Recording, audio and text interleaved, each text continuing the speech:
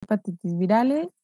En nuestro grupo está conformado por Kitian Forero Erika, Amador Ulises, Rincón Julio, Saavedra Ana Lucía, Rojas Diana, Flores Diego y González Fabián. Em, ok, sí, pueden empezar a grabar, por favor, antes de... Voy.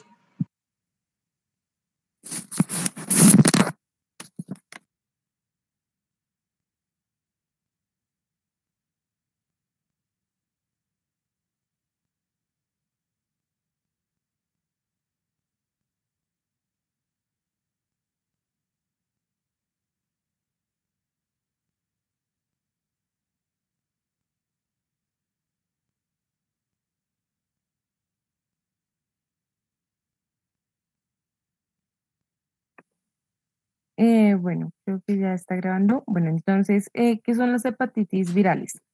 Son un grupo de infecciones causadas por los virus de la hepatitis A, B, C, D y E. Estas producen inflamación del hígado y en algunos casos puede producir complicaciones o volverse crónicas. Tienen diferentes formas de transmisión, duración, prevención, diagnóstico y tratamiento. ¿Qué tan importante es esta enfermedad? Bueno, pues las hepatitis virales son la causa de alrededor de 1,4 millones de muertes al año a nivel mundial, de las cuales el 47% se ve a la hepatitis B y 48% a la hepatitis C, y el resto de la hepatitis A y E. Aproximadamente 325 millones de personas tienen hepatitis B o C. Además, el 78% de los casos de cáncer de hígado y el 57% de las cirrosis hepáticas son producidas por estas infecciones. En Colombia, en el año 2019, se reportaron 4.177 casos de hepatitis A, la mayoría de ellos entre hombres de 10 a 29 años, y 1.729 casos de hepatitis B, la mayor parte de estas personas entre los 25 y 44 años. En el caso de la hepatitis C, 862 casos, principalmente fueron registradas en personas mayores a 50 años. Bueno, vamos a empezar con la hepatitis A, pues como dijo Ana, bueno, la hepatitis A es una infección causada por un virus ARN citopático. Bueno, este virus solo se reproduce en el hígado, pero también está presente en la bilis, las heces y la sangre. En especial, pues durante la fase final del periodo de incubación y en la fase presintomática. También está en la preictericia. Bueno, a pesar de la persistencia del virus en el hígado, su paso a las heces, la viremia y la infectividad disminuyen de manera rápida una vez la ictericia es evidente. Siguiente, por favor.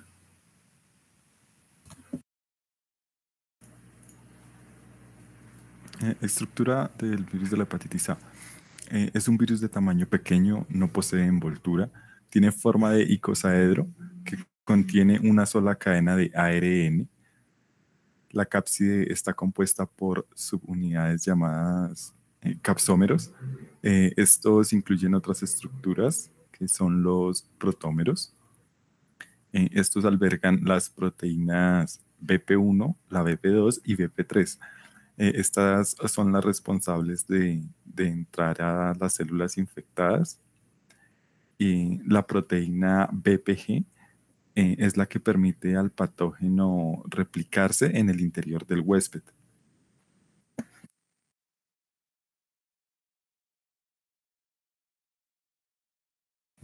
Bueno, en esta enfermedad los mecanismos, bueno, esta enfermedad tiene varios mecanismos de transmisión. Pues la más común y eso es la vía fecal oral, el consumo de alimentos y bebidas contaminadas, y estas son características de los países endémicos. Pues ya para eso se implementan medidas de salubridad y va a ser una reducción en la cantidad de enfermos por esto. También tenemos, pues se ha visto un aumento por la vía de transmisión sexual, en especial en los hombres que tienen sexo con otros hombres. También vemos la vía sanguínea por medio de drogas inyectadas, ya que, bueno, algunos o muchos adictos no cambian las agujas y todo eso, y también por la transfusión sanguínea, porque a veces no se le hacen como los estudios pertinentes para evitar este tipo de contagio. Bueno, en la patogenia se dice que posterior a la ingesta, su periodo de incubación es de 15 a 60 días y el virus va a sobrevivir al ácido gástrico. Lo siguiente que va a hacer es atravesar la mucosa intestinal y va a llegar al hígado a través de la vena porta y allí es captada por hepatocitos y las partículas virales se van a empezar a replicar, se van a ensamblar y vuelven a secretarse a los canalículos biliares. De allí pasan al conducto biliar y regresan al intestino delgado con su excreción eventual a las heces. Los ciclos enterohepáticos del ciclo de vida van a continuar hasta que aparecen anticuerpos neutralizantes que junto con otros mecanismos inmunitarios van a interrumpir debido a, pues, a la secreción hacia los canalículos biliares, los títulos virales son más altos en heces y pueden alcanzar hasta los 10 virones por mililitro. Sí. El virus es detectable en heces durante la incubación y sus títulos van a alcanzar su punto máximo 2 semanas antes del inicio de los síntomas. Bueno, ¿cuáles son los síntomas? Bueno, ahí su curso clínico va a variar ampliamente desde una fase asintomática manifestada solo por la elevación de las aminotransferasas hasta la hepatitis fulminante con ictericia y coma hepático. Vamos a tener unas fases de la enfermedad. La primera es la fase prodrómica, que dura entre un día a 2 semanas. Y pues el síntoma más común en esta fase es la pérdida de apetito, fatiga y debilidad. Bueno, antes del inicio de la ictericia, pues vamos a ver fiebre baja y síntomas parecidos a la gripe. En este caso, la diarrea es reportada en solo algunos casos. También tenemos ya como tal la fase de ictericia, y que es el inicio. Este inicio suele coincidir con el pico de ALT en suero, un pico más alto, y la duración de este es de 4 días a varios meses con un promedio de 2 a 3 semanas. Seguiría la fase de convalecencia, que la mayoría se resuelve, pero la fatiga puede persistir de 2 a 6 meses después de la enfermedad.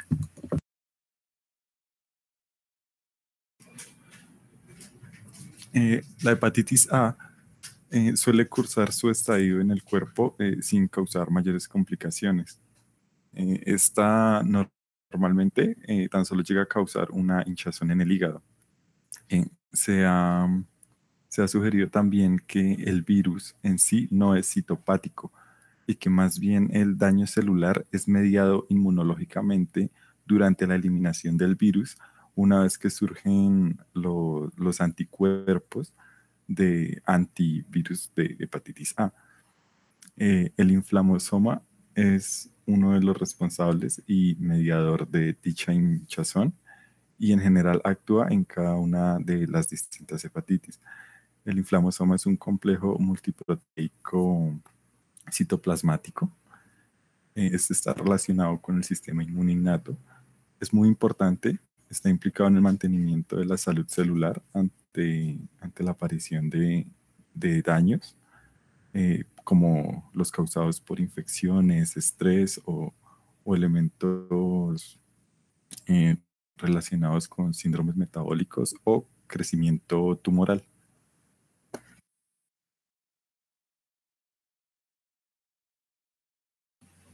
Bueno, para el diagnóstico tenemos que, bueno, se usa la inmunoglobulina M para la fase aguda y la inmunoglobulina G para la crónica. Los anticuerpos del tipo M pues usualmente van a aparecer desde el inicio de los síntomas y van a persistir positivos hasta por 4 meses. Y la inmunoglobulina G va a persistir, o sea, de por vida. Bueno, la detección viral se realiza en materia fecal o la detección de ARN viral por PCR y allí se detecta desde el periodo tardío de incubación y durante la fase sintomática temprana. Bueno, las complicaciones, la complicación más temida pues, de la hepatitis A es la hepatitis fulminante. Y esta está caracterizada pues, por una rápida progresión a la insuficiencia hepática asociada a encefalopatía, pero esto solo se da en el 1 o 2% de los casos que se llega a complicar. En la prevención e inmunoprofilaxis, tenemos que la infección por hepatitis A es prevenible mediante la inmunización activa, mediante la vacunación y la inmunización pasiva por la administración de anticuerpos y una combinación de unas estrategias. La inmunoglobulina proporciona pues una protección contra la hepatitis A por la transferencia de anticuerpos que puede ser utilizada para proporcionar inmunidad antes y después de una exposición, puede ser antes de un viaje a países endémicos, que es pues la causa más común de contagio. En la actualidad existen dos vacunas comerciales que utilizan el virus inactivado, que es la HAV-RIX, y la otra es la VAQTA, y estas se diferencian porque utilizan dos tipos diferentes de cepas. Para la primera se utiliza HM175 y para la segunda CR326. Estas vacunas se deben proporcionar, pues, a lo que ya dije, a los que se van de viaje para países endémicos o los que ya tienen hepatitis crónica B o C. Bueno, el tratamiento para la hepatitis viral aguda es en parte asegurar que la nutrición y la hidratación adecuada, sea adecuada para el paciente, monitorizar todo el tiempo con el fin de evitar el desarrollo de hepatitis fulminante. El tratamiento farmacológico no está indicado para estos pacientes, ya que más o menos el 90% pues se recupera sin secuelas, entonces ya te los envío, Lorena. Entonces no es necesario. La proteína debe restringirse solo en los pacientes con signos clínicos de encefalopatía hepática, y pues también se debe evitar el alcohol y el uso de medicamentos metabolizados por el hígado como las benzodiazepinas. Y pues, o sea, si es necesario utilizarlos, debe ser en dosis más bajas. Diana, ¿me haces un favor? ¿Me vuelves a poner la de epidemiología, que fue la que te saltaste, porfa? Bueno, en la epidemiología tenemos que hay una publicación del 2010, ya es un poquito viejita, sobre 1.158 casos. Se identificó como la principal factor de riesgo los viajes internacionales, como ya lo había mencionado, sino que nos saltamos. Entonces, bueno, esos países de riesgo son África, Centroamérica, el Caribe, América del Sur, Asia y Oriente Medio, y también algunas islas del Pacífico. Listo.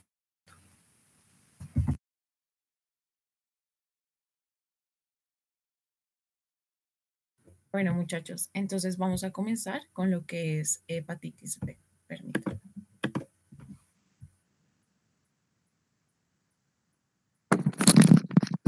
Bueno, con respecto a la epidemiología de la hepatitis B, la infección por virus de hepatitis B pues es un importante problema de salud pública en todo el mundo.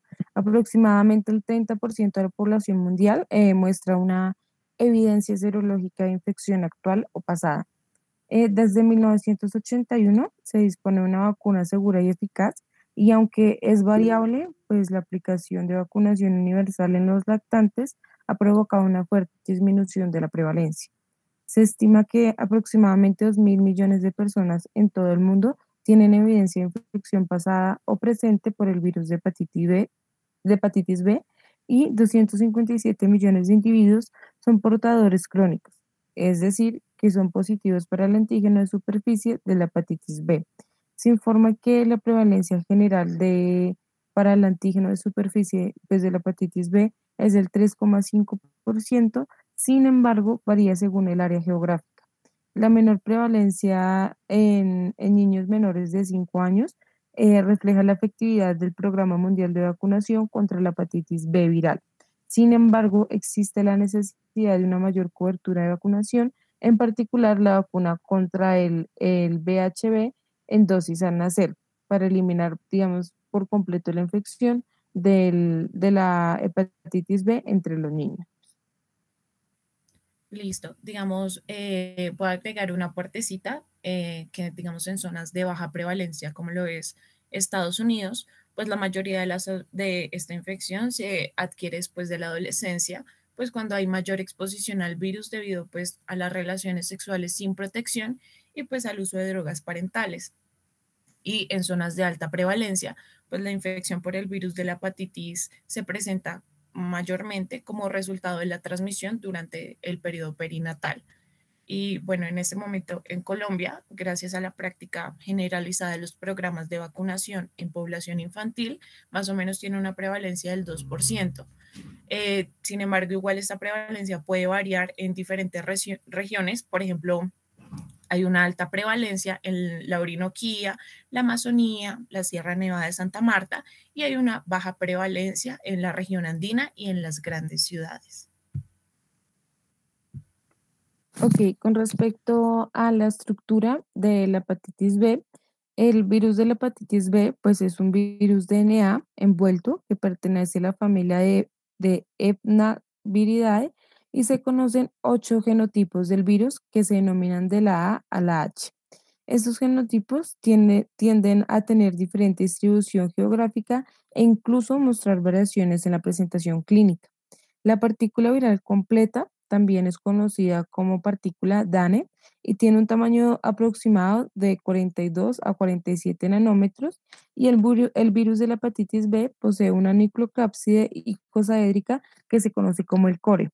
El core tiene en su interior el DNA viral y la enzima polimerasa viral perdón, la enzima polimerasa viral multifuncional con actividad de transcriptasa reversa y DNA polimerasa, a la cual se encuentra asociado el genoma y este complejo es rodeado por los antígenos del core, el cual son el antígeno core y el antígeno E. Por su parte, siguiente, Nana, por favor. Por su parte, el antígeno de superficie se encuentra en la parte exterior, embebiendo la envoltura lipídica, y este antígeno está formado por 3 proteínas, la L, la M y la S. Los estudios de microscopía electrónica muestran también en los pacientes infectados con el virus de la hepatitis B unas partículas no infecciosas esféricas de 22 nanómetros y unas partículas filamentosas similares a bastones. Esto se debe a que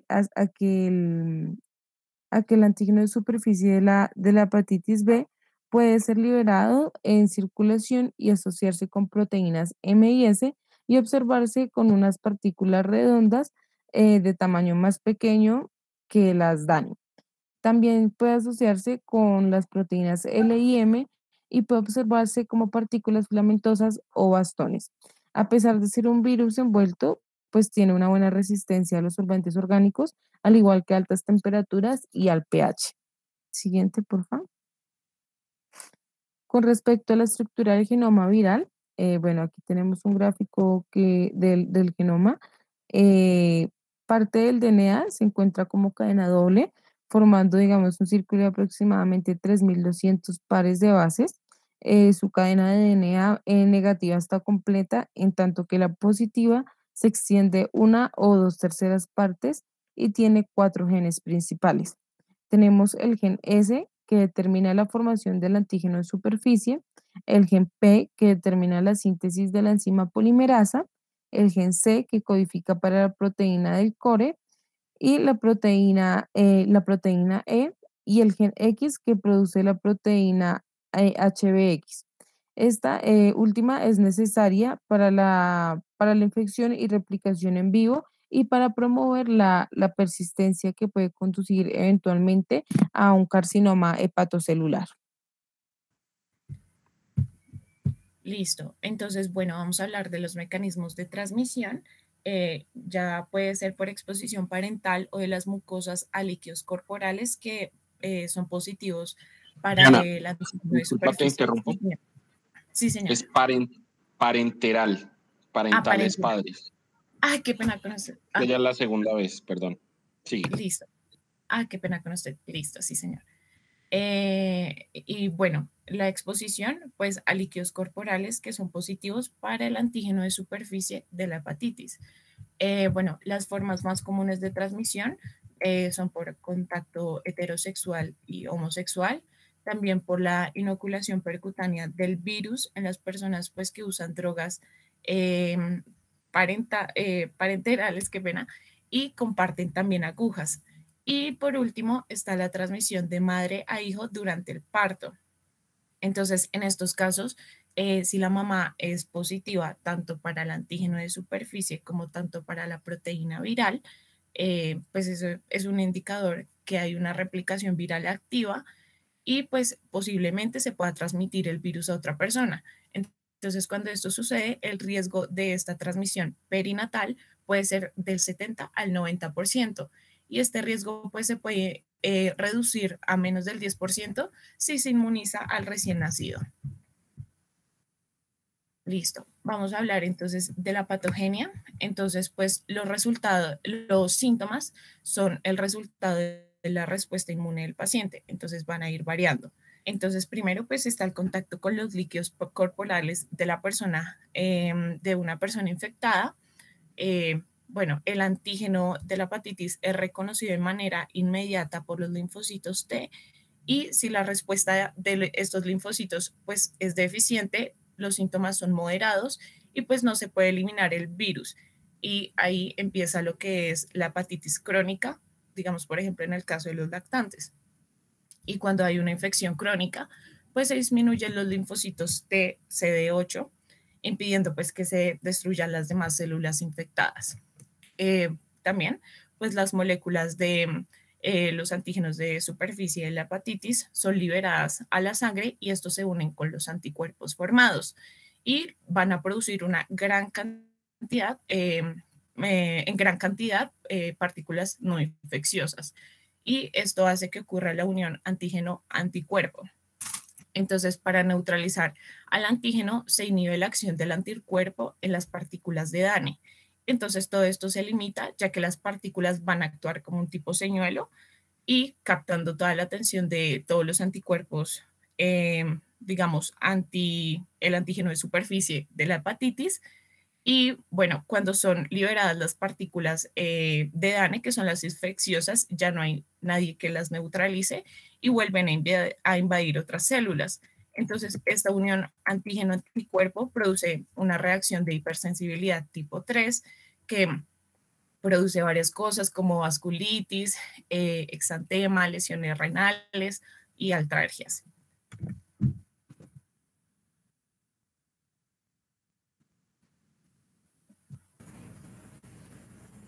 Bueno, en la respuesta inmune del virus de la hepatitis B, este tipo de hepatitis se considera una de las más letales, ya que suele hacerse crónica. El virus de la hepatitis B no es directamente citopático para los hepatocitos que infecta. En la respuesta inmunológica del huésped a los antígenos virales son los que determinan la lesión hepatocelular. La lesión hepatocelular es la respuesta inmunológica a los antígenos virales. Una respuesta inmune muy agresiva da o puede causar una hepatitis fulminante. En los pacientes crónicos hay una débil respuesta de los linfocitos T citotóxicos CD8 y es predominante la respuesta humoral de las sustancias TH2 y las interleucinas 4, 5 y 10. Algunos factores que también afectan esta evolución es la mutación del virus, una coinfección con otros virus y el estado inmune del paciente. Las fases de evolución también son otras que intervienen en esto, donde tenemos la fase inmunotolerante, que hay mucho virus y una AG positiva con una seroconversión que dura años. Esta suele ser del 15% en aproximadamente 20 años. Está la fase de aclaramiento inmune, donde la seroconversión, es de entre 10 a 20% por año. El estado del portador inactivo. Esta está para la mayoría de los pacientes crónicos, donde las AG son negativas, y la hepatitis crónica con un contenido de ADN alto y la mayoría de mutaciones core y precore. Listo, entonces vamos también a especificar un poco más de lo que dijo el compañero y vamos a hablar de los tipos de infección. Entonces, después de una infección aguda, normalmente aproximadamente del 95% de los adultos y el 10% de los recién nacidos se recuperan. y el resto evolucionan hacia la infección crónica. Pero todo depende del tipo de respuesta inmune. Y digamos que la infección crónica puede tener varias fases. Entonces, primero está, como decía el compañero, la fase de tolerancia inmune, en donde pues el tejido hepático se encuentra normal, sin inflamación y sin fibrosis. Y se presenta pues usualmente como el resultado de la infección perinatal, pero también se puede observar de forma corta en las personas que adquieren la infección en la niñez o en la edad adulta y desarrollan posteriormente la infección crónica. Esta fase puede durar pocos años, hasta más de 30 años. Luego está la fase de hepatitis crónica, en donde hay inflamación hepática que puede ser con o sin fibrosis. En esta etapa, perdónenme un momento, espérenme. Ya, qué pena con ustedes. Como les decía, en la fase de hepatitis crónica puede haber inflamación con o sin fibrosis y pues en esta etapa el sistema inmune va a reconocer el virus como extraño e inicia una respuesta inmune que es el causante del daño a los hepatocitos. Entonces, durante las infecciones crónicas, el daño frecuente y constante de los hepatocitos por el sistema inmune conlleva la formación de tejido fibroso y esto puede evolucionar a fibrosis si no se controla adecuadamente con una buena terapia antiviral. Luego está la fase del portador inactivo, en donde pues la mayoría de pacientes que entran a esta fase permanecen en ella por muchos años. Y pues el pronóstico para estos pacientes es bueno y normalmente no desarrollan una enfermedad hepática progresiva. Igualmente, todas estas fases no son estables y pueden variar en el tiempo. Entonces, digamos que el principal problema de los pacientes crónicos es el riesgo que tienen de presentar cirrosis o carcinoma hepatocelular. Todo lo que es la progresión de hepatitis B aguda, que es el que se da más o menos dentro de los primeros 6 meses, a una crónica, que es la de larga duración, todo está determinado por varios factores, como por ejemplo la edad al momento de la infección, el estado inmune del hospedero, también se está haciendo uso de inmunosupresores, si hay una coinfección con VIH, con el virus de la inmunodeficiencia humana, también factores ambientales como la ingesta de alcohol y otros. Bueno, digamos en la infección adquirida perinatalmente, el porcentaje de progresión alcanza casi hasta el 90%, ya que pues el sistema inmune no reconoce la diferencia entre el virus y el hospedero, y así se desarrolla una alta tolerancia inmunológica al virus. Y pues esto lleva a que no se produzca la respuesta inmune celular contra las proteínas que están en la envoltura del virus, que se encuentran en la membrana del hepatocito. Y esto es lo que se asocia con la hepatitis aguda, y así se establece también la infección crónica. Bueno, hablemos de los síntomas. Entonces, el periodo más o menos de incubación oscila entre 30 y 180 días, momento en el cual pueden comenzar a aparecer todos estos síntomas. Inicialmente, pues este cuadro suele ser atípico y con síntomas muy inespecíficos, como por ejemplo dolor abdominal, orina oscura, fiebre, dolor articular, pérdida de apetito, náuseas, vómitos, también debilidad, fatiga, y lo que se conoce como ictericia, que es el color amarillento de la piel y en la parte blanca de los ojos. Listo. Las complicaciones podemos presentar lo que es cirrosis, que son las cicatrices en el hígado, y que es la cicatrización extensa y puede afectar todo lo que es el funcionamiento hepático. También tenemos el cáncer de hígado, que pues las personas que padecen hepatitis B crónica tienen mayor riesgo a sufrir cáncer de hígado. La insuficiencia hepática, que es, bueno, cuando las funciones vitales del hígado se detienen, y cuando esto sucede, pues es necesario un trasplante de hígado para el buen funcionamiento. Y también tenemos otras afecciones, como por ejemplo enfermedades renales o inflamación de los vasos sanguíneos.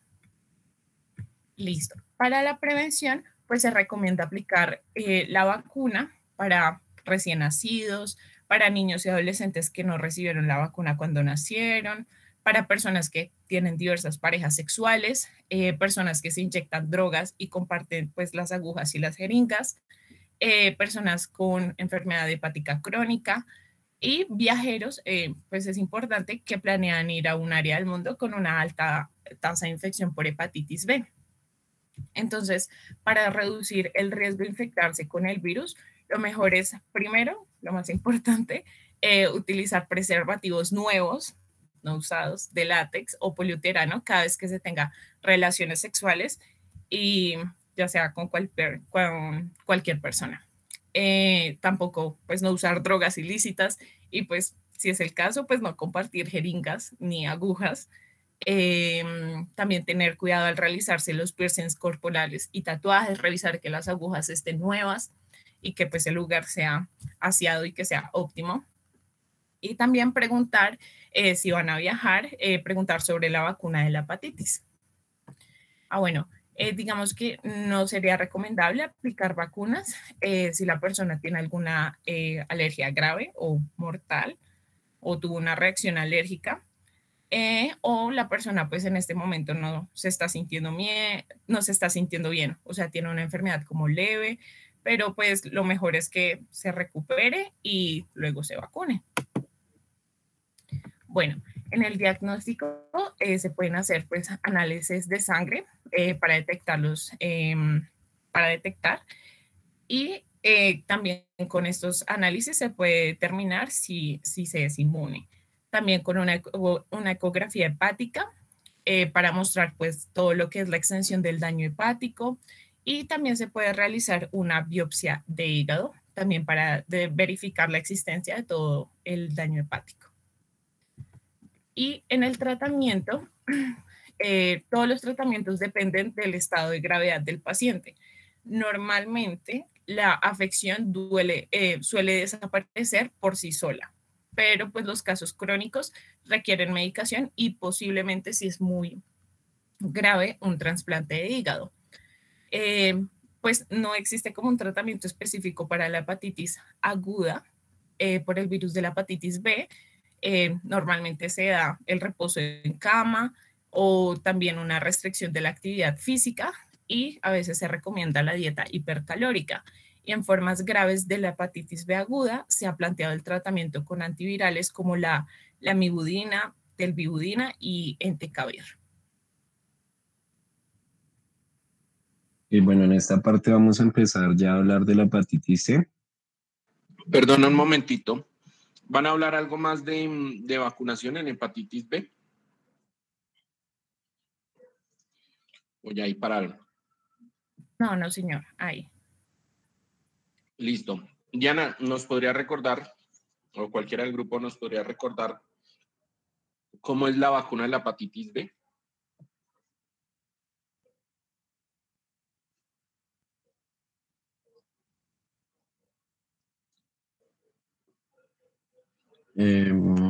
Ya le digo. ¿Lo van a googlear? No, es que lo tenemos en el Googleenlo póster, bien. profe. Googleenlo bien. Bueno, profe, pues una de las cosas que yo me acuerdo, lo que pasa es que, como dice mi compañera, está plasmada en el póster, es que la misma vacuna de la hepatitis B es utilizada en la hepatitis C. ¿Cómo? No, D. Es la misma utilizada en la hepatitis D. También es, si no estoy mal, es de un virus inactivado. Virus inactivado. ¿Quién da más?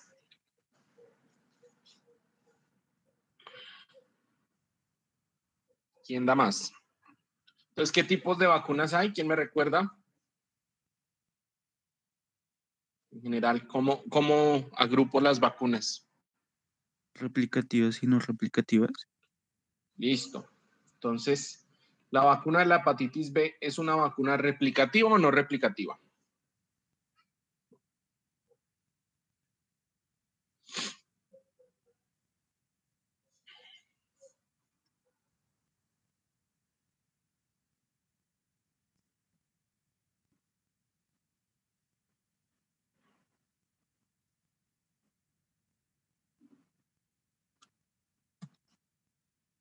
No replicativa. Muy bien, no replicativa. Se demoraron en googlearlo. Les voy a dar la página donde se googlea eso. Entonces es una vacuna replicativa recombinante. Ustedes vieron eso el semestre pasado.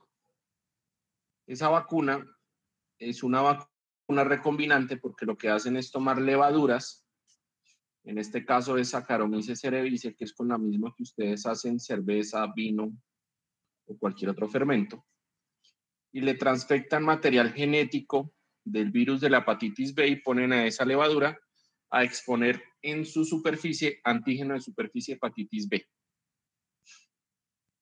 y lo inactivan. Eso se llama una vacuna recombinante, ¿vale? La vacuna de la hepatitis B es una muy buena vacuna, es una vacuna recombinante, no replicativa, y por, digamos, norma general, salvo con una excepción, las vacunas no replicativas requieren múltiples dosis para llegar a una muy buena inmunidad. Entonces, del grupo, ¿alguien me quiere mostrar el esquema de vacunación de hepatitis B? ¿Cómo es? ¿O se acuerdan? Sí, pues normalmente lo que había leído es que la vacuna se aplica 3 o 4 inyecciones durante el periodo de 6 meses. Ok. ¿Y en Colombia cómo se pone?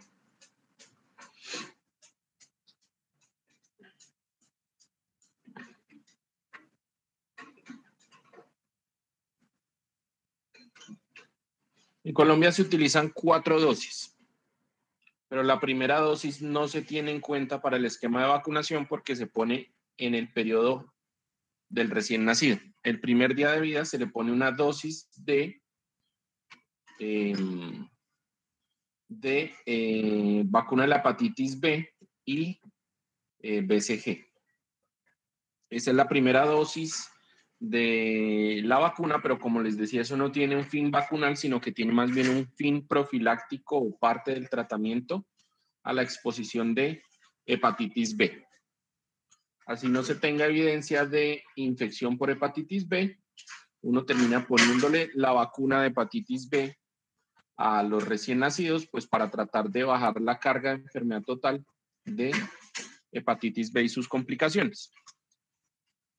De lo que acabaron de ver, ¿cuántos recién nacidos contaminados por hepatitis B terminan haciendo infección crónica por hepatitis B? ¿Cuál es el porcentaje?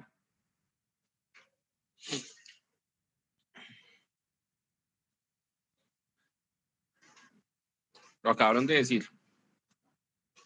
Sí, profe, o sea, el 10 sería, según lo que me hago acá, casi que el 90%.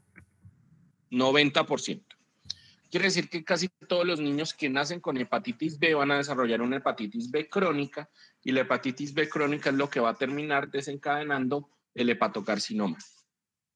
Entonces, esa vacuna se pone para prevenir hepatocarcinoma. ¿Listo? Luego van a venir otras 3 dosis. La hepatitis B está incluida en la pentavalente. Se pone entonces a los 2, a los 4 y a los 6. Y se hace refuerzo en poblaciones de riesgo. Ustedes ya escucharon cuáles son las poblaciones de riesgo y eso también incluye los médicos que van a entrar en contacto con fluidos o pacientes. Por tanto, a ustedes cuando empiecen la clínica deben hacerles una revacunación para hepatitis B. ¿Listo? De la hepatitis A, pues es la excepción. ¿Qué tipo de vacuna es la hepatitis A?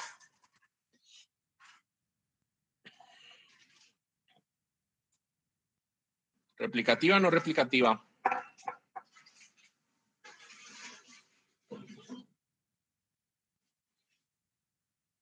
Ahí les dejé el link. ¿Replicativa o no replicativa?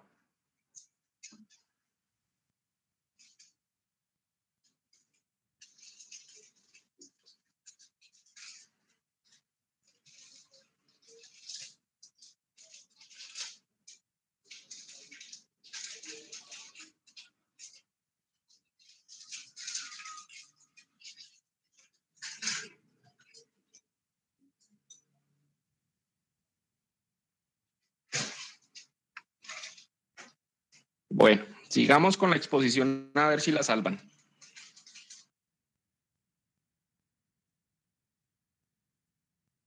Ok, profe. Bueno, pues para seguir con el hilo en el que vamos, es importante decir que para la hepatitis C aún no se ha encontrado vacuna, aunque sí se sigue como progresando con los estudios para llegar a ella. Siguiente.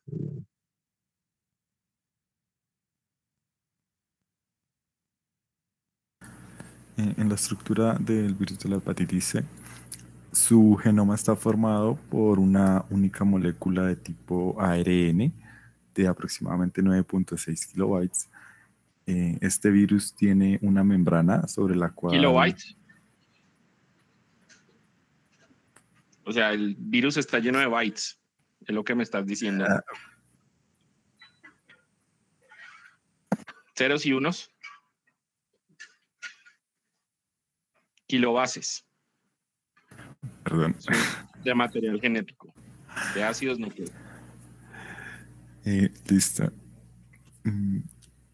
Bueno, 9.6 kilobases. Este virus tiene una membrana a la cual se aferran dos glicoproteínas, la E1 y la E2. La proteína del core se encuentra dentro del virus con el ácido nucleico. Este es un virus esférico de aproximadamente 50 nanómetros de diámetro.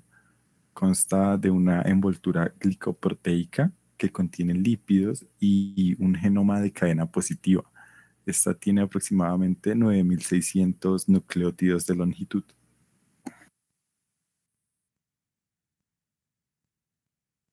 Ok, bueno, aquí frente a la transmisión de la hepatitis C es importante, bueno, es muy parecida también a la B, digámoslo, es muy importante y son factores importantes de riesgo, lo que son tatuajes y piercings, también transfusiones sanguíneas y hemodiálisis.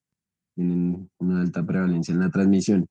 Y, eh, y ok, bueno, en cuanto al riesgo de transmisión sexual y al materno neonatal, este es relativamente bajo, aunque puede ser mayor en pacientes con niveles altos de ARN del virus. Siguiente.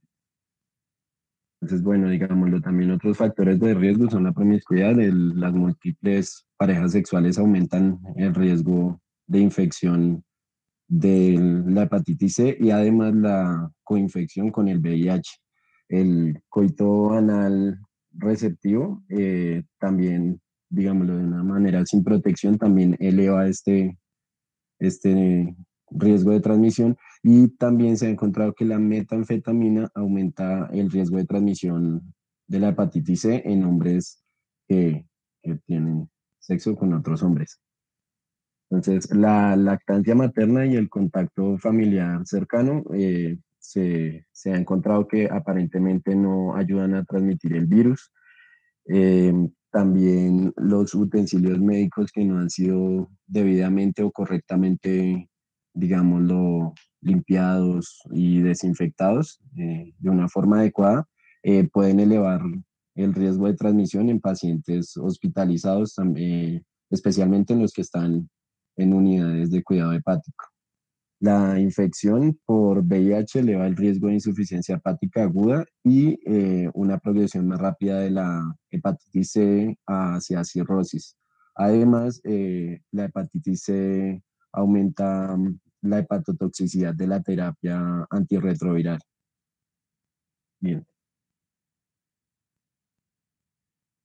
Y bueno, frente a la epidemiología, en 2015 la OMS estimó que aproximadamente 100 millones de personas a nivel global tenían evidencia serológica de exposición a la hepatitis C y de estas 71 millones de personas tenían ya una infección crónica por hepatitis C.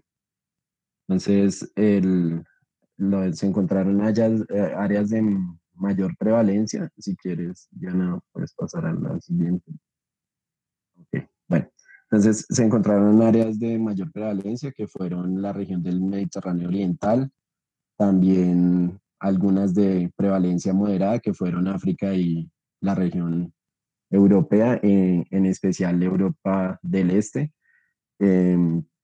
También se observaron tasas bajas de prevalencia en América, en la región de Asia suroriental y en la región del Pacífico occidental. Entonces, dentro de estas regiones también, digámoslo, hay características distintas de la prevalencia del virus. Entonces, pues un ejemplo puede ser que Egipto tiene la prevalencia más alta conocida en el mundo. Como ya lo había dicho, digámoslo, la Europa del Este tiene una mayor prevalencia que Europa Occidental y es mayor en África Occidental en comparación con África Oriental.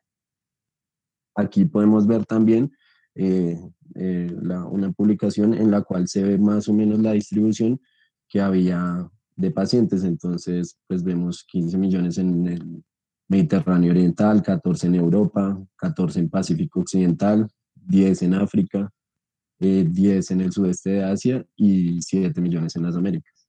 Bien. Ok, bueno, es importante decir que la hepatitis C puede ser aguda o crónica. La gravedad varía entre dolencias que pueden ser de algunas semanas y algunas que ya pueden ser enfermedades graves de por vida. La ictericia se desarrolla más o menos entre el 10 y el 20% de los pacientes que son sintomáticos, pero la hepatitis fulminante tiende a ser más bien rara. Uno de los, digámoslo, de los síntomas más importantes y que más ocurre, de los signos y de las complicaciones, es la crioglobulinemia, y esta generalmente lleva a vasculitis debido secundaria a esta crioglobulinemia. También en estos pacientes se ha evidenciado que existe depresión y ansiedad debido, no sé, como a la relación a la infección con esta. También los pacientes tienden a tener el ARN detectable más o menos entre el 70 y el 80% de los pacientes, ya cuando tienen una infección hepática crónica. Entonces, los antivíricos pueden curar a más del 95% de los casos de infección por hepatitis C. Esto reduce el riesgo de cáncer de hígado y cirrosis, pero el acceso a este diagnóstico y al tratamiento es limitado.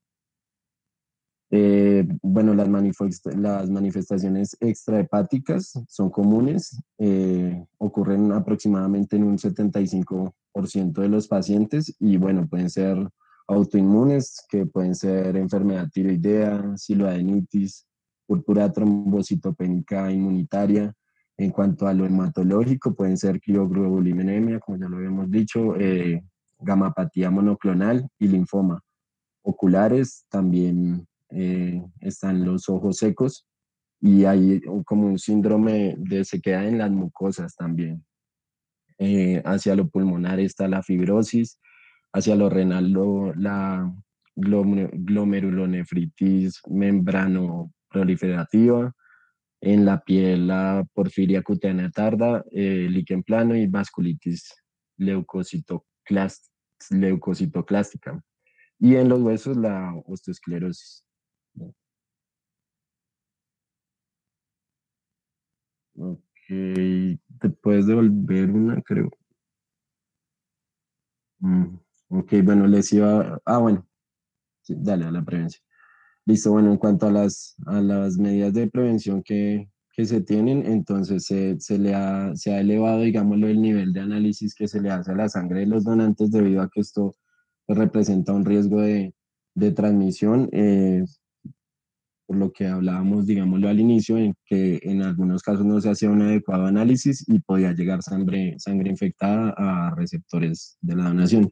También se elevaron el número de pruebas para encontrar, digámoslo, casos que puedan estarse presentando en la población. Se hacen campañas por el sexo seguro, también se hacen algunas para entrega de preservativos y demás, y educación también relacionada con esto. Y en algunos países de Europa y América se intentó, bueno, hay campañas para entregar jeringas digámoslo, varias jeringas a personas que tienen problemas con adicción a drogas inyectables para así también evitar el proceso ahí del virus. Siguiente. En la respuesta inmune del virus de la hepatitis C, este virus no daña directamente al hígado. Luego de la infección, el sistema inmunológico reacciona a este virus e intenta eliminarlo del hígado, pues a las células infectadas. En esta respuesta inmunológica es la que provoca la inflamación hepática y esta inflamación es la que conduce a la aparición de cicatrices. A medida que el sistema inmunológico intenta separar, aislar estas células, ocurre una cicatrización aún mayor. Esta cicatrización empeora y conforme aumentan estas cicatrices, el hígado se endurece. Este se hace menos elástico y hace que la sangre y los demás fluidos tengan una mayor dificultad para fluir a través del mismo.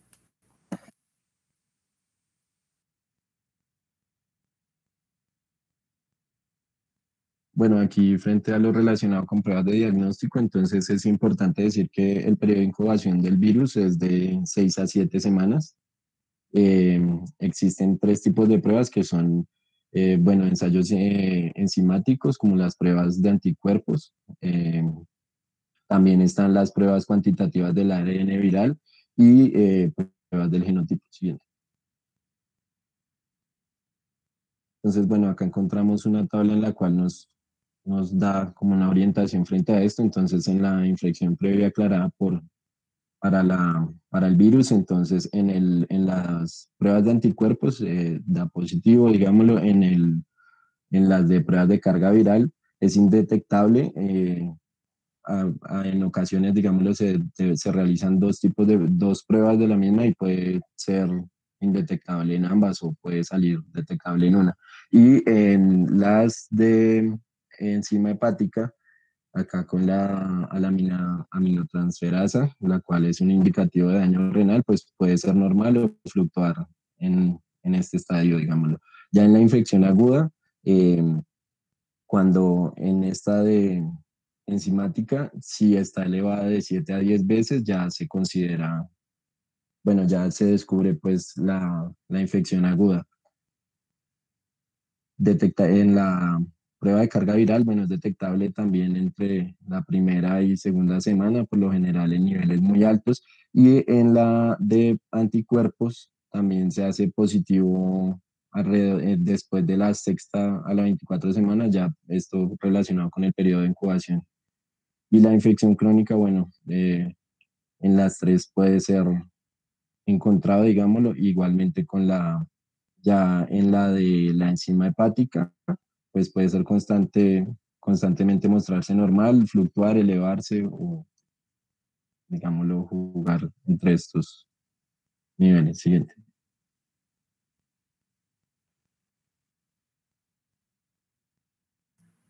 Bueno, pues continuamos con la hepatitis D. Siguiente, porfa. Entonces, Disculpe un momentito. Sí, ¿Cuánto más les falta de exposición? ¿Cuánto creen? yo creo que por ahí unos 20 minutos, profe. Entonces demos por favor 10 minutos de receso y ya volvemos, ¿listo? Vemos a las 8:12 para continuar. Listo, profe. Listo, profe. ¿Listo? Listo. Entonces tenemos algunas generalidades de la hepatitis D. Entonces encontramos que el microorganismo es el único miembro del género deltavirus. Es un virus de ARN defectuoso y no puede infectar por sí solo el hígado. Necesita de la ayuda de la hepatitis B, ya que no posee capacidad de replicación autónoma. Para suplir esto, pues es indispensable usar el antígeno de superficie del virus de la hepatitis B. Es por esto que es una infección simultánea. El virus de la hepatitis delta posee un genoma central de ARN de cadena sencilla con aproximadamente 1682 nucleótidos. Posee también un solo marco abierto de lectura que va a codificar para las dos formas de la única proteína que genera, que es el antígeno delta. La forma pequeña es una especie de 195 aminoácidos que es necesaria en la replicación del RNA del virus, y una especie grande de 214 aminoácidos que parece suprimir la replicación, pero esta es necesaria para el ensamble del antígeno en viriones, en procesos de generación de partículas virales. Bueno, entonces una infección por hepatitis D puede ocurrir cuando haya una infección por hepatitis B, ya sea aguda o crónica. Entonces, en los modos de infección hay algo importante, y es que en las dos variedades puede manifestarse clínicamente como un proceso agudo, como una forma fulminante, como una variedad crónica o como una forma asintomática. Digamos que la coinfección se podría definir como la infección por virus de la hepatitis D cuando ocurre entre 2 y 5 semanas después de la aparición de la sintomatología de la hepatitis B, produciendo entre el 10 y 20% de los afectados 2 elevaciones de la alanina aminotransferasa, que constituye una enfermedad bifásica. La coinfección pues ocurre cuando el paciente ya tiene la hepatitis B aguda. Ambos virus hacen una infección aguda al mismo tiempo. No altera el cuadro clínico, pero sí aumenta el riesgo de hepatitis fulminante, con una serología positiva para anticuerpos tipo IgM contra core y anticuerpos tipo IgM contra el antígeno delta. Siguiente, por favor. En cuanto a la superinfección, esta ocurre cuando el paciente presenta una hepatitis B crónica y se infecta con la hepatitis D. Está caracterizada por un peor pronóstico, peligrosa podría ser, aumenta hasta un 20% la probabilidad de falla hepática grave y prácticamente eleva muchísimo la probabilidad de que ésta se convierta en hepatitis crónica indefinida. Nos muestra una serología negativa para anticuerpos IgM contra core, positiva para anticuerpos IgG para core y positiva también para anticuerpos tipo IgM contra el virus de la hepatitis delta. Hay algo importante acá, y es que la definición de una superinfección es difícil en una población, ya que el anticuerpo tipo IgM contra el virus de la hepatitis D fluctúa, varía en toda la infección viral. Se encuentra al inicio de la infección, puede desaparecer, pero puede volver a aparecer en cualquier etapa de la misma. Siguiente, por favor. En la respuesta inmune del virus de la hepatitis D, pues ya que solo aparece en pacientes que tienen hepatitis B, la respuesta puede variar, pero en todos los casos empeora los síntomas.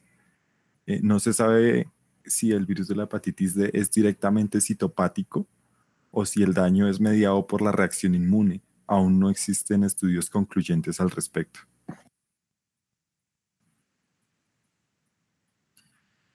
Bueno, en cuanto al diagnóstico, tenemos que la coinfección se puede diagnosticar primero diagnosticando obviamente la hepatitis B, haciendo el examen anticore IgM, y después una de las variantes para diagnosticar el virus delta, que es el anti-D de IgM, el ARN para el virus de la hepatitis D.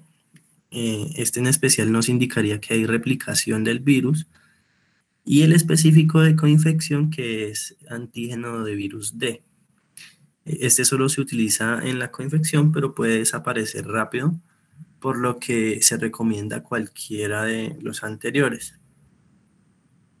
En cuanto a la sobreinfección, superinfección, se hace de la siguiente forma. Pues obviamente también diagnosticando el virus de la hepatitis B, IgG más el anti-D de IgG.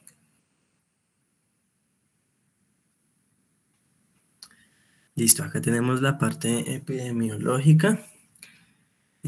Tenemos que hay zonas endémicas para el virus de la hepatitis B, pues esas mismas también son zonas endémicas para la hepatitis D.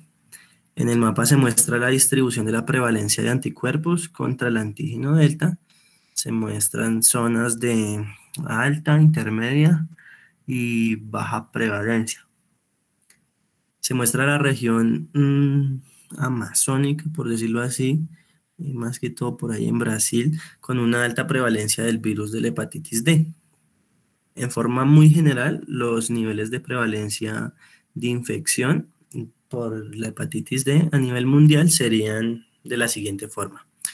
De muy baja prevalencia, del 0 al 2% en portadores asintomáticos de la hepatitis B, y menos del 5% en casos de hepatitis B crónica. Los de baja prevalencia irían del 0 al 9% en portadores asintomáticos de la hepatitis B y de 10 a 25% en casos de hepatitis B crónica o cirrosis. Los de moderada prevalencia o intermedia irían de 10 al 19% en portadores asintomáticos de la hepatitis B y de 30 a 50% en pacientes con hepatitis B crónica. Los de elevada prevalencia son los del más del 20% en portadores asintomáticos de la hepatitis B y de más del 60% en casos de hepatitis B crónica. Siguiente, por favor.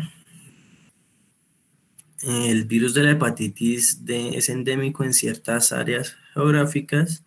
Sin embargo, en otros, el virus de la hepatitis D se limita predominantemente a grupos de alto riesgo. Estos son como usuarios con drogas inyectables, personas que han recibido transfusiones y personas que han emigrado de otros países con una alta prevalencia.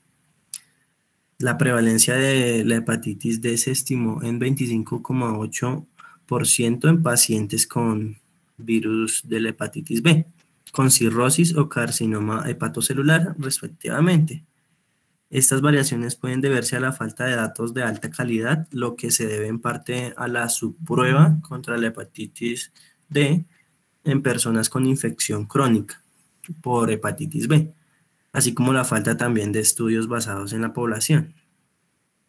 La mayoría de los datos históricos sugieren que aproximadamente de 15 a 20 millones de los 257 millones de portadores del virus de la hepatitis B en todo el mundo pueden estar infectados. Y en un último informe más reciente, más o menos en 2012, la carga global de la hepatitis D se estimó alrededor de 12 millones de personas, lo que se traduciría en que el 5% de la población infectada con hepatitis B se encuentra también infectada con la hepatitis D. ¿Podríamos devolvernos al mapa un momento, por favor? Gracias. Entonces, los detalles adicionales de la epidemiología en ciertas regiones pues incluyen la cuenca del Mediterráneo, la infección de la hepatitis D es endémica, donde se cree que la diseminación intrafamiliar ha sido prominente en el pasado. Sin embargo, un estudio de Italia sugiere que la prevalencia de la infección por la hepatitis D ha disminuido. En la región de Asia, la prevalencia de infección por la hepatitis D entre los portadores de la hepatitis B es variable. Es baja en Japón, pero en otros países como Mongolia y Asia Central se ven muy afectados.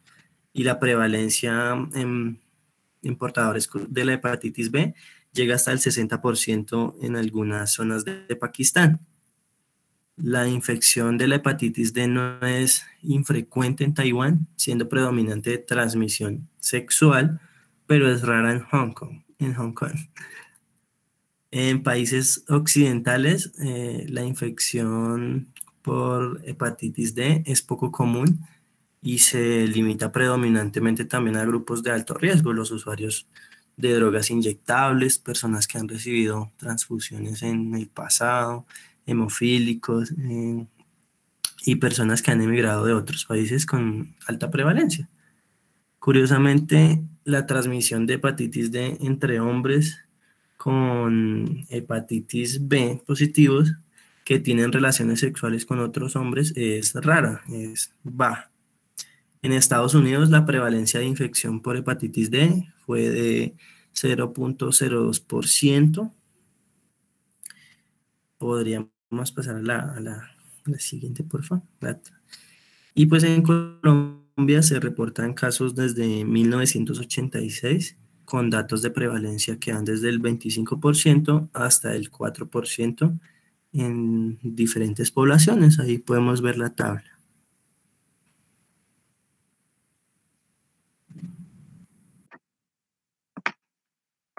Bueno, muy buenos días. Bueno, la hepatitis E. Siguiente, por favor. Bueno, la hepatitis E, pues, es una infección viral de transmisión intestinal, la cual está conformada por un ARN monocatenario, es icosadérico y sin envoltura. Tiene unas dimensiones aproximadas de 27 a 34 nanómetros y su clasificación se encuentra en el género del herpes virus de la familia Herpeviridae. Siguiente, por favor. Bueno, los marcos de lectura del ARN de la hepatitis E están conformados por 3 ORF, que se los explicaré a continuación. El primer ORF consta de 1.693 codones. Esto codifica para proteínas no estructurales, que son las responsables como tal del procesamiento y la replicación del virus. Dentro de estas proteínas encontramos el ARN polimerasa, la helicasa y la metiltransferasa. También tenemos que en el segundo ORF se encuentra compuesto por 660 codones, los cuales codifican proteínas estructurales de la cápside viral. Y en el tercer ORF encontramos que se conforma por 123 codones. Pues los datos sugieren que actúa como tal como viroporina, lo que puede pues, facilitar como tal la liberación de virones. Siguiente, porfa. Bueno, en cuanto a los genotipos, encontramos que para la hepatitis E tenemos cuatro genotipos, entre ellos el genotipo 1 y 2, que propiamente es del ser humano, y el 3 y el 4, que se encuentran asociados a animales, entre ellos tenemos el cerdo, la vaca, entre otros animales, los cuales pueden ser zoonóticos. En cuanto al virus que afecta a los roedores, el hombre puede ser un huésped secundario y de esta forma poder causar hepatitis agudas muy graves. Siguiente, por favor. En cuanto a la epidemiología, se dice que pues, hay 20 millones de nuevas infecciones al año, que 3 millones hay 3 millones de casos de hepatitis aguda y aproximadamente una morbilidad de 55.000 muertes. En cuanto a los genotipos 1 y 2, se informa que pues, principalmente en Asia, India y África del Norte se encuentran con mayor prevalencia. Se identifica en México y en África Occidental. En cuanto al genotipo 3, prevalece en países occidentales, así como en Asia y en América del Norte. En cuanto al genotipo 4, se han detectado en países asiáticos y en europeos. Siguiente, por favor. Bueno, pues la transmisión de este virus de la hepatitis E puede ocurrir a través de los alimentos y de aguas. Pues esto se debe más que todo en países donde pues no se maneja adecuadamente el tratamiento de aguas y pues que se encuentran también como países de bajos recursos. También tenemos transfusiones de sangre por un mal manejo de análisis de esta sangre. También tenemos la transmisión de madres a hijos. Y se dice que la lactancia también puede ser una de las precursoras pues, para que ocurra esta transmisión. Aunque pues no no está como en sí bien estudiado esta parte de transmisión por lactancia, pero sin embargo hay que prevenir cuando las madres se encuentran contagiadas con el virus.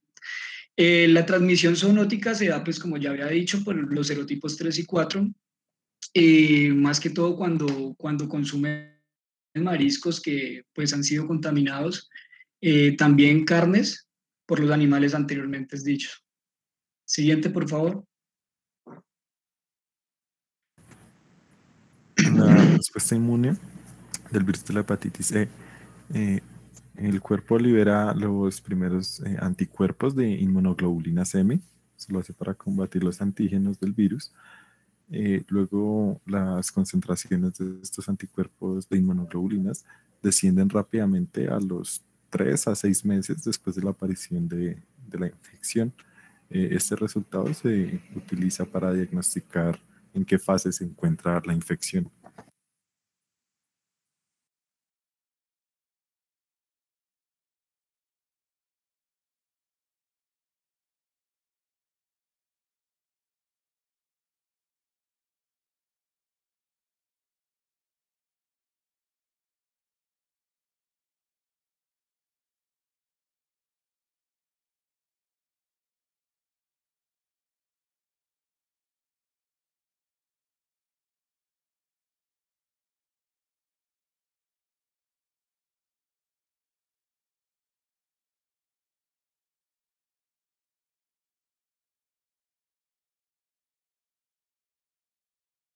Hola, ¿ustedes escuchan?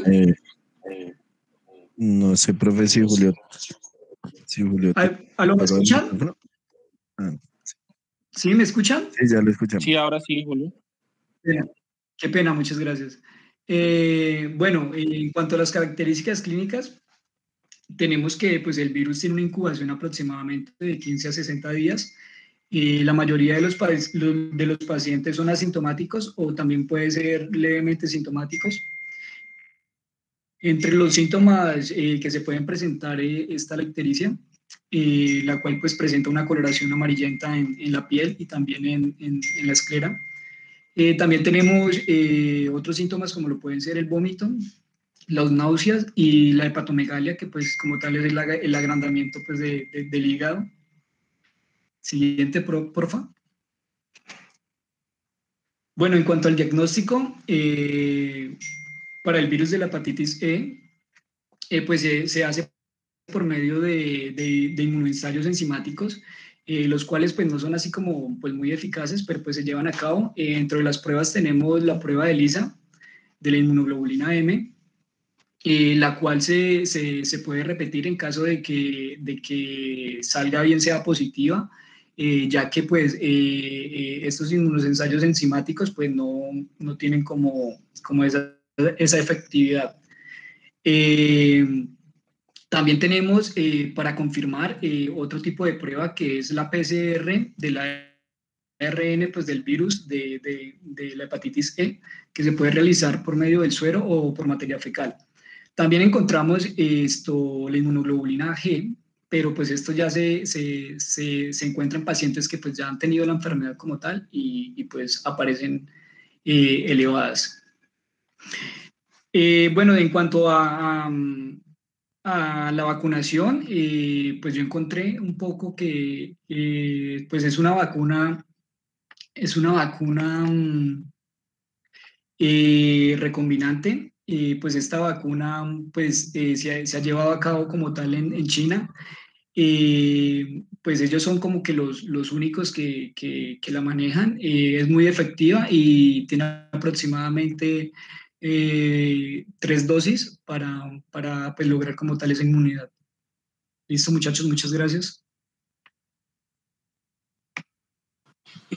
Muy bien.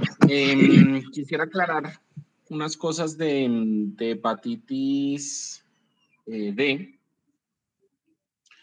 Y es que ese virus es bastante interesante porque lo que hace es, entre comillas, parasitar el material genético de otro virus, en este caso la hepatitis B.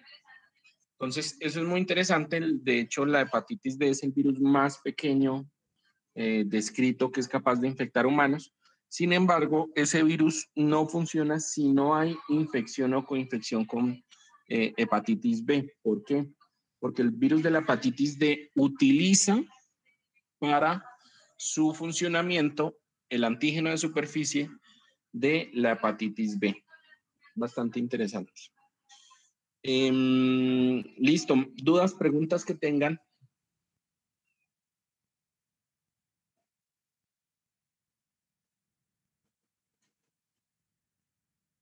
¿Todo bien? Listo. ¿Trajeron actividad? Sí, profe, ya te compartimos. Vale. ¿De la clase pasada teníamos pendiente actividad o ya la superamos? No lo recuerdo. Bueno, dale. Bueno, profe, pues aquí tenemos unas preguntas, entonces pues necesitaríamos un representante de cada grupo o voluntarios. Los líderes de cada grupo.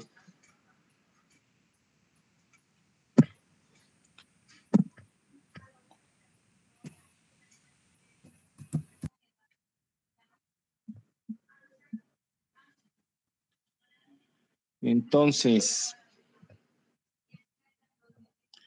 tengo acá Anderson Camilo, Dalila, Mosquera, Daisy, Jessica Celi, Juan Sabogal, Laura Devia y María Albornoz. Ya con eso, ¿cierto? ¿O más? Profe, con eso. Listo. Entonces, De los que nombré. Sí, ¿Quién no está de los que nombré? Porque ese sí lleva falla. Anderson, ¿estás por ahí?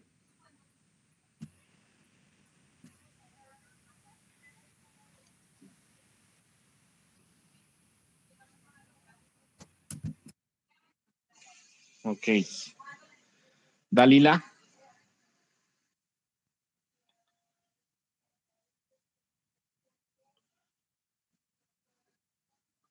Dalila.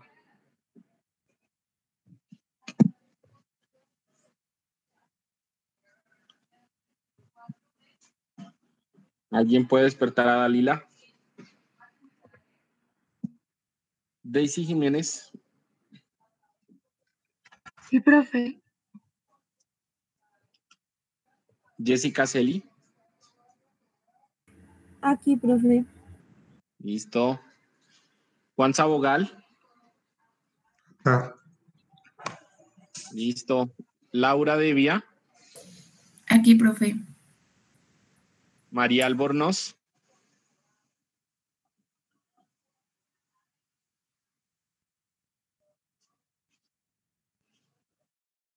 Alguien que la despierte, por favor. Y Michelle. Y dejemos a Michelle Taylor. ¿Sí está Michelle? No, mejor dicho. William Novoa, entonces. Listo, adelante. Listo, profe, pues con eso. Dalila, pues vas a empezar tú, profe, regálame un número del 1 al 10. 9. Pones la pregunta 9, Ulises, por favor.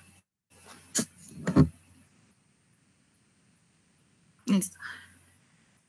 Bueno, ¿cuáles son los genotipos del virus hepatitis tipo E que están confirmados a los seres humanos? Entonces, bueno, esa es la pregunta. Y en la parte derecha, es que no se alcanza a ver bien, están las opciones de respuesta, que son las mismas que están en la pregunta como tal. Entonces, Dalila.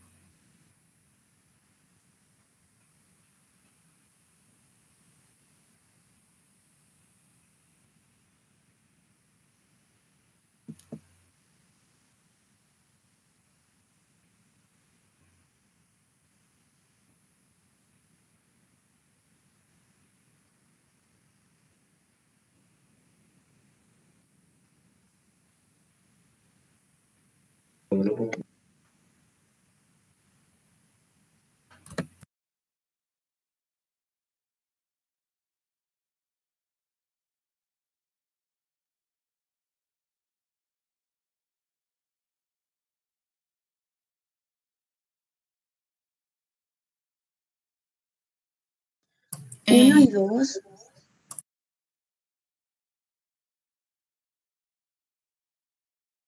Tranquilo, si no saben, lo volvemos por favor a explicar y hacemos la retroalimentación. ¿Listo?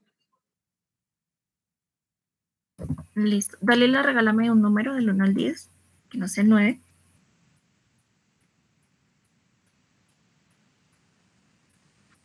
El 5. Listo. Esto es para ti, Jessica. Entonces, ¿cuál es la vía de transmisión particular de la hepatitis C? A, generalmente se transmite es que no veo, por medio de partículas víricas transmitidas por medio de materia fecal. B, el virus de la hepatitis C se transmite por medio aéreo y con un mecanismo similar al de la COVID. C, las vías de transmisión que utiliza el virus de la hepatitis C generalmente están relacionadas con infecciones transmitidas por medio de sangre contaminada o que no ha tenido un adecuado análisis. D, la transmisión del virus de la hepatitis C está relacionada con el consumo de al menos de alimentos contaminados con el virus. La C.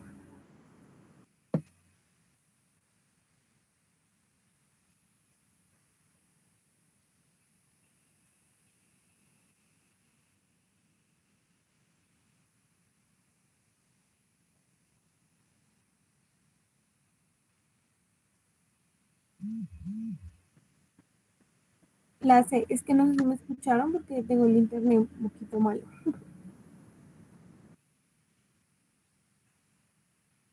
Sí, Ulises, marca esa. Listo, regálame el número. Jessica, por favor. 3. Listo. Este es para ti, Felipe. La hepatitis B es una de las más letales, ¿verdadero o falso?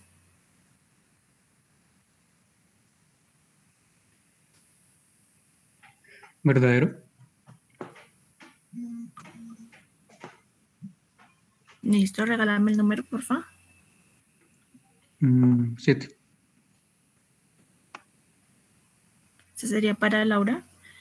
Respecto a la hepatitis D, ¿de cuál otro virus de la hepatitis C necesita cooperación para poder replicarse? del B.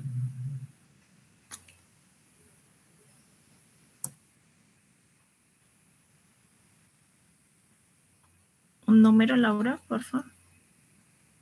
1. Y esta sería para William. ¿Qué tipo de vacuna se utiliza para la hepatitis A?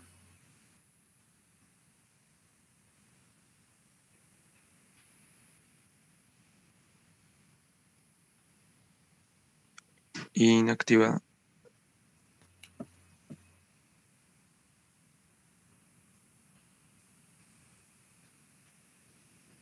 Listo, regálame un número. 4. Listo. Repetirías otra vez tú, Dalila. En Estados Unidos se da la mayoría de las infecciones, ¿verdadero o falso? Ahí se equivocaron, pero ¿es verdadero o falso? ¿Infecciones de qué? De hepatitis B.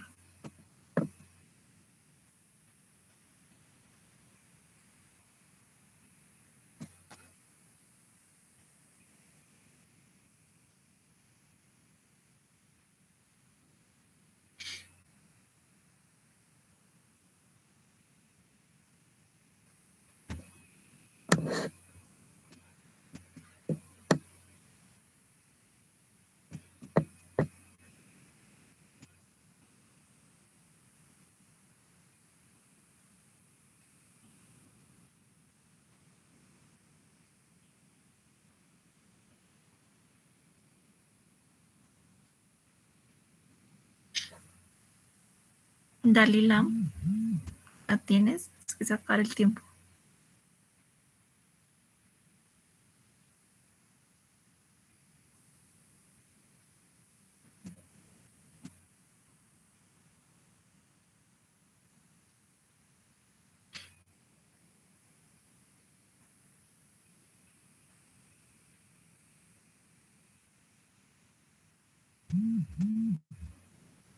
Por favor, Bueno, respóndela y retroaliméntala, Erika. bueno, es verdadera. Pues según lo que explicó mi compañera Diana, la hepatitis B es una de las más comunes en Estados Unidos, debido pues a los que es uno de los países que más viajes internacionales realiza. Entonces, No, espérate. Yo lo voy a explicar. Espérate.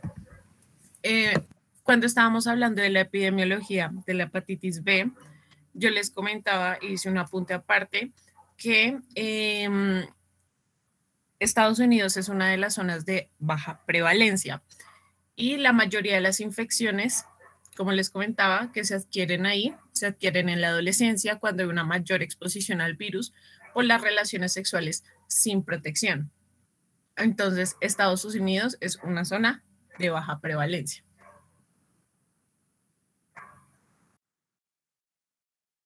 O sea, ahí sería, ay, permítanme. Falso. Sí, señor, sería falso. ok, perdón. Entonces, bueno, Alila ya perdió. Entonces seguiría Jessica.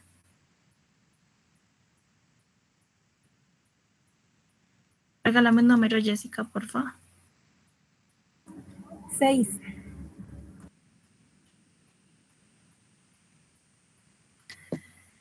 Son mecanismos de prevención indicados para el contagio de hepatitis C.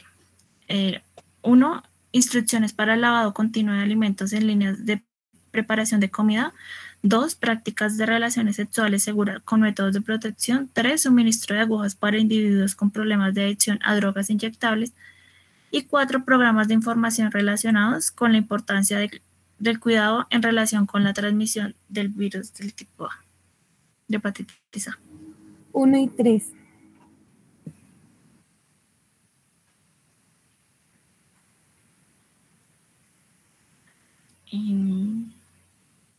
No, ok.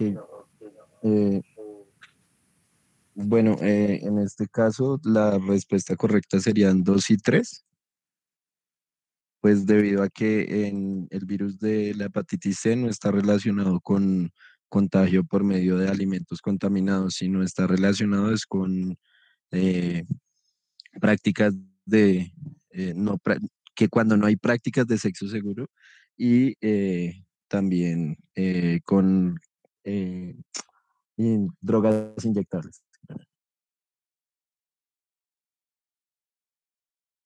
Listo.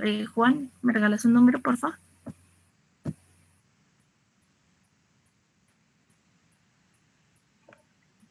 Cinco. Ay, se cerró el juego. Pero bueno.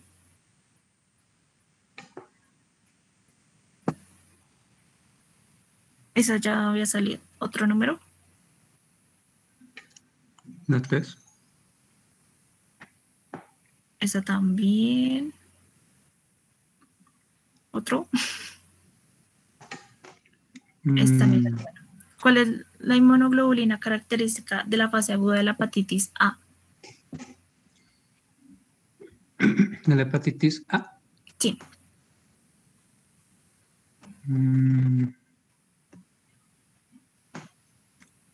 La IgM.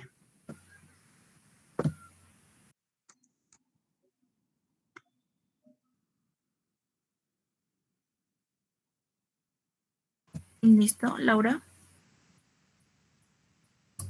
La 10, no sé qué números faltan.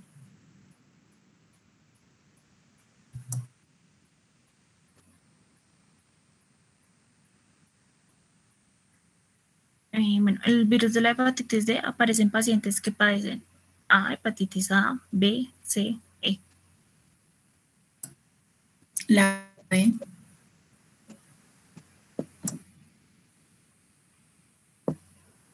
Creo que falta la 8 para William y ya. Sí. Superinfección es cuando un paciente presenta virus de la hepatitis B crónica más virus de hepatitis B, B, hepatitis D más B aguda, C cuando tiene todas las hepatitis, D, A más B. Es la A de VHB crónica más VHD.